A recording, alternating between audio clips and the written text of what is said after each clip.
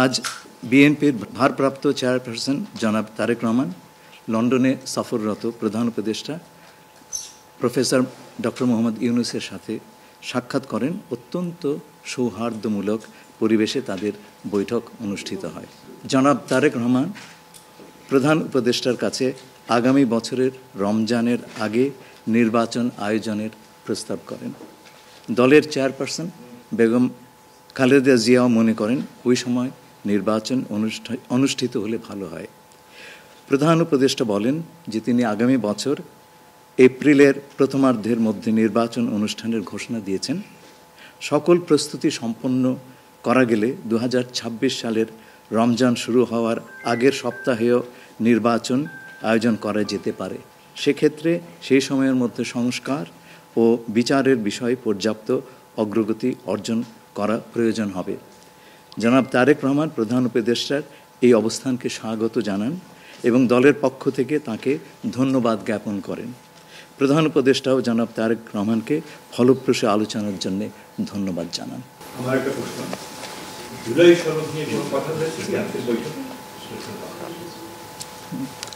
না, জুলাই সনদ নিয়ে তো অলরেডি আলোচনা চলছে দেশে, এবং এই ব্যাপারে আমাদের মধ্যে অলরেডি সিদ্ধান্ত আছে যে ঐক্যমতের ভিত্তিতে জুলাই সনদ হবে, এবং সংস্কারের ব্যাপারেও একই উত্তর আমাকে দিতে হয় যে ঐক্যমতের পরিপ্রেক্ষিতে আমরা সংস্কার এবং জুলাই সনদ দুটাই করব। সকলের ঐক্যমতের পরিপ্রেক্ষিতে সেটা সিদ্ধান্ত নেওয়া হবে, এবং এটা আমি নিশ্চিত এটা খুব কম সময়ের মধ্যে আমরা সেই সিদ্ধান্ত নিতে পারব।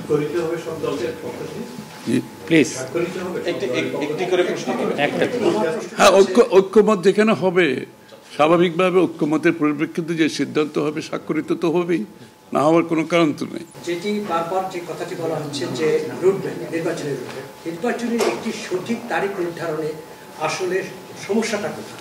একটি সঠিক তারিখ সুনির্দিষ্ট তারিখ, এর কোনো সমস্যাই নাই। আমরা কোনো সমস্যা দেখছি না। কেউ দেখলে পারে এটা ভুল দেখছেন। নির্বাচনের সম্পর্কে আজকে যৌথ বিবৃতিতে আমরা বলে দিয়েছি দুপক্ষই, এবং নির্বাচন কমিশন আমরা আশা করব শীঘ্রই একটা তারিখ ঘোষণা করবেন। নির্বাচনের কথা হচ্ছে না, দেশের রাজনৈতিক পরিবেশে অন্যান্য বিষয় নিয়ে কথা হচ্ছে। সব বিষয়ে আলোচনা তো হবে স্বাভাবিক। আমরা তো নতুন বাংলাদেশ গড়ার প্রত্যয় নিয়ে সামনের দিকে এগোচ্ছি। সবাই আমরা চাই দেশ গড়ার যে প্রত্যয় আমরা নিয়েছি, আমরা ঐক্যবদ্ধভাবে সেই কাজটা করব। শুধু নির্বাচনের আগে নয়, নির্বাচনের পরেও বাংলাদেশ গড়ার যে প্রত্যয় নিয়ে আমরা সবাই ঐক্যমত হয়েছি সেটা আমরা সামনের দিকে এগিয়ে নিয়ে যাব। সংস্কার নিয়ে যে বর্তমান সরকারের যে একটা বিশাল রূপরেখা তৈরি হয়েছে, একটা বিশাল তালিকা, সেই তালিকা নিশ্চয়ই আজকে আপনাদের সামনে উপস্থাপন করা হয়েছে। যে সংস্কার বিষয়ে আপনাদের মতামত কি? বিএনপি কিভাবে সেটাকে? না, এটা তো পরিষ্কার। এটা এখানে না বোঝার কোনো কারণ নাই। বিষয়টা হচ্ছে সংস্কার। চিফ অ্যাডভাইজার সাহেব, তারেক রহমান সাহেব, আমরা সবাই একই কথা বলছি। যে বিষয়গুলোতে ঐক্যমত হবে সেগুলোতে সংস্কার হবে, তাই না? তো সংস্কারের বিষয়টা একটা চলমান প্রক্রিয়া। এমন না যে সব সংস্কার এখন শেষ হয়ে যাবে। এটা নির্বাচনের আগেও কিছু সংস্কার হবে যেখানে ঐক্যমত হবে, আর নির্বাচনের পরেও সংস্কার অব্যাহত থাকবে। কারণ আমরা যেই দেশ গড়ার প্রত্যয় নিয়েছি, সংস্কারের প্রয়োজনীয়তা সবাই অনুভব করছে এখানে। সুতরাং আগে পরে সংস্কার চলতে থাকবে। তারেক রহমান দীর্ঘদিন ধরে এখানে অবস্থান করছেন এবং স্বরাষ্ট্র উপদেষ্টাও বলেছেন ওনার দেশে ফিরতে কোনো বাধা নেই। ওনার এই ব্যাপারে কোনো আলোচনা হয়েছে কিনা, বা কবে দেশে ফিরতে পারে? এই ব্যাপারে আলোচনার কোনো প্রয়োজনীয়তা আছে বলে আমরা মনে করি না। তারেক রহমান সাহেব যখনই ইচ্ছা উনি দেশে ফিরে যেতে পারবেন। সুতরাং এটা সিদ্ধান্ত উনি নেবেন সময় মতো। আমি একটা প্রশ্ন করতে চাই। আমার প্রশ্ন আছে যে শেখ হাসিনার যে এই যে হত্যাযজ্ঞ, সেই হত্যাযজ্ঞের যে বিচার প্রক্রিয়া, সেই বিচার প্রক্রিয়ার সাথেও কিন্তু একটা বিষয় জড়িত। তিনি বলেছেন যে তার সময় অর্থাৎ নির্বাচনের আগেই শেখ হাসিনার যে বিচার প্রক্রিয়া তিনি শেষ করতে চান এবং পরবর্তীতে তাকে ফিরিয়ে আনার ব্যাপারে তিনি সিদ্ধান্ত নেবেন। এই ব্যাপারে আলোচনা হয়েছে কিনা, এবং যদি সেটা হয়ে থাকে তাহলে সেটাও এই নির্বাচনের রূপরেখার সাথে এটা কোনো প্রভাব ফেলবে কিনা? যৌথ বিবৃতিতে এর উত্তর দেওয়া আছে। সংস্কার এবং বিচার দুই বিষয়ে পর্যাপ্ত অগ্রগতি কথা বলা হয়েছে, এবং আমরা মোটামুটি কনফিডেন্ট যে এই অগ্রগতি আমরা নির্বাচন আগেই দেখতে পাবো। সম্পন্ন করা যাবে। রাজনৈতিক দল এনসিপি নির্বাচন কমিশন সংস্কার ছাড়া নির্বাচনে যাবে না বলে ঘোষণা করেছে।